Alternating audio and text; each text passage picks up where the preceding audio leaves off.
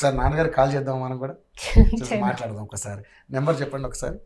Hello hello hello Venkanna గారు అండి? ఆ, ఆ. చింతల వెంకన్న గారు అవునండి అవునండి. సార్, నేను యోయో టీవీ స్టూడియో నుంచి కాల్ చేస్తున్నాను. యూట్యూబ్. యోయో టీవీ స్టూడియో నుంచి కాల్ చేస్తున్నాను. జర్నలిస్ట్ రవి. చెప్పండి చెప్పండి చెప్పండి.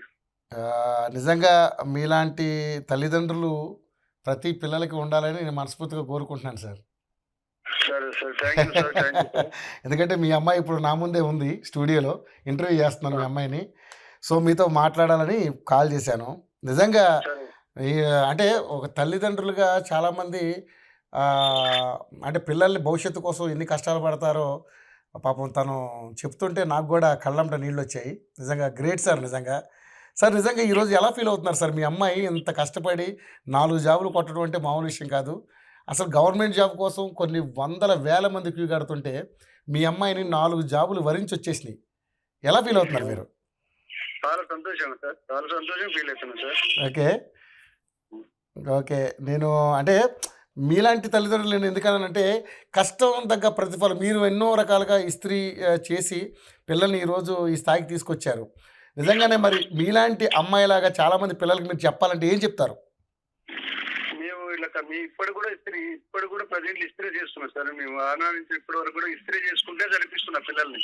ఆ, కానీ మా లాంటి కష్టం మా పిల్లలకు రాకూడదని ఉద్దేశంతోనే సార్. మేము ఆ పిల్లల గైడెన్స్ అలా ఇస్తాను. అమ్మ నేను కష్టపడుతున్నా, మీకు ఏం కావాలన్నా సహకారం చేస్తాను, కానీ ఉమ్, మీరు మంచిగా చదువుకోవాలి, ఉమ్, మీరు అందరికి సమాజంలో ఒక పేరు రావాలి, మనం సోషల్ వర్క్ కూడా చేసే విధంగా మనకు చేయుతనియాలి. పేద కుటుంబాలు ఉన్నా కానీ మనకంటే కింది వాళ్ళు కూడా సహాయ సహకారాలు అందిస్తే మన పేరు బాగుంటది అని చెప్పేసి నేను చెప్తుంటా. ఓకే. కానీ అదే అండి. నిజంగా గ్రేట్ సార్. అంటే మీకు ఆ, మా లక్ష్మమ్మ గారికి తులసి తల్లి గారైన లక్ష్మమ్మ గారికి కూడా నిజంగా ధన్యవాదాలు. మీలాంటి తల్లిదండ్రులు ప్రతి బిడ్డ తల్లిదండ్రులు ఆలోచించాలి అలాగా. సో నిజంగా ఏంటి సార్, మీ ఊళ్ళలో బాగా పండుగ చేసుకుంటారా మీ అమ్మాయి సాధించిన విజయానికి? తప్పకుండా సార్, అందరూ మా ఇంటి ఇప్పుడు మొన్న వచ్చింది ఒక రోజు నైట్ పొద్దుగాలు వచ్చింది. మళ్ళీ ఎమ్మటే నిన్న ఇంటికాడ స్పీడ్ గీట అలాంటివి చేసుకుందామని సరికి మళ్ళీ ఎమ్మటే నాకు క్లాస్ పోవాలి, నీ క్లాస్ పోతే మళ్ళీ ఎప్పుడన్నా మళ్ళీ వస్తలే కానీ క్లాస్ పోవాలి, మళ్ళీ ప్రిపేర్ అయిపోయినా కాబట్టి నేను క్లాస్కి వెళ్ళిపోవాలని చెప్పి మళ్ళీ ఎమ్మటే 4 గంటలకు లేచిపోయింది. ఓకే సార్, నిజంగా ఒకటి అడుగుతాను సార్. పాపని ఇంత ఇలా చదివించడానికి మీరు ఎన్ని కష్టాలు పడి ఉంటారు సార్?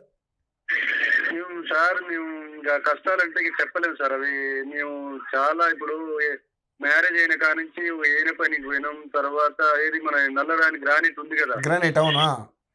గ్రానైట్ వరకు పోయినాం. తర్వాత వచ్చిన తర్వాత ఇక్కడ ఇండల్లో బట్టలు పిండుకోవడం, చాలా ఒక స్కూళ్ళల్లో వేరే ప్రైవేట్ స్కూల్ ఎంతో తీసుకుని పోయి చీపర్ పని చేయడం, ఉమ్, చాలా కష్టాలని చాలా రకాలుగా కష్టపడ్డాం సార్. అవన్నీ కూడా ఏం చేస్తాం ఇప్పుడు ప్రస్తుతానికి అయితే నుంచి ఉండుకుంటూ ఇస్త్రీ షాప్ మీదనే డిపెండ్ అయిన కంప్లీట్ గా.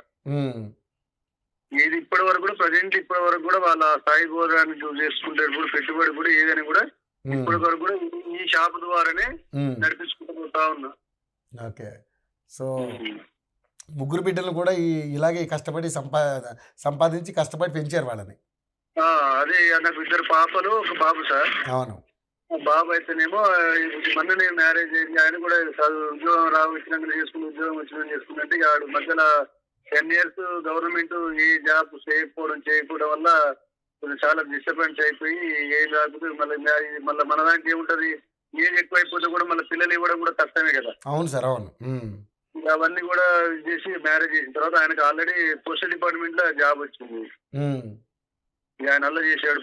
రెండో అమ్మాయి ఆమె సాఫ్ట్వేర్, భర్త సాఫ్ట్వేర్, ఆమె సాఫ్ట్వేర్. ఆమె అక్కడ హైదరాబాద్ ఉంటారు వాళ్ళు. ఓకే. చిన్న పాప ఈమె చదువు అంటే చాలా ఇంట్రెస్ట్. ఇక జ్వరం వస్తే కూడా ఒక్క రోజు జ్వరం వస్తే కూడా అమ్మ ఏమొద్దు ఇలా చూస్తుంది కదా, ఏమొద్దు ఉండు అంటే కూడా లేదు దాన్ని గోలేసుకుంటుంది. అది రిలాక్స్ అయినా నేను క్లాస్ పోతూ వెళ్ళిపోతాను అంటుంది. చదువు మీద ఉన్నటువంటి ఇంట్రెస్ట్ అటువంటిది.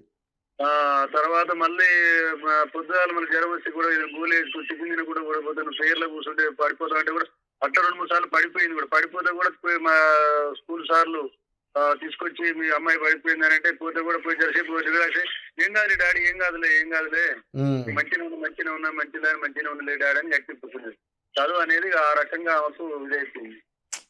నిజంగా ఒక మంచి చదువుల సరస్వతిని అన్నారు సార్ మీరు. మీ జన్మ ధన్యం ఇక. థ్యాంక్ యూ సార్ వెంకన్న గారు.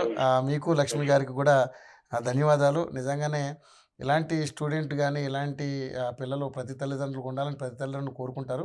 బట్ అది వాళ్ళ వాళ్ళ అదృష్టాన్ని బట్టి ఉంటుంది కాబట్టి గ్రేట్. నిజంగానే మీరు ఎన్ని కష్టాలు పడ్డా ఇప్పటివరకు ఈ పిల్లల్ని అయితే ఒక మంచి వృద్ధిలో పెట్టారు.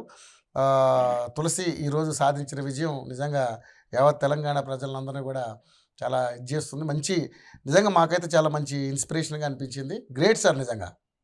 Thank you sir. Thank you sir. Thank you so much అండి. ఓకే.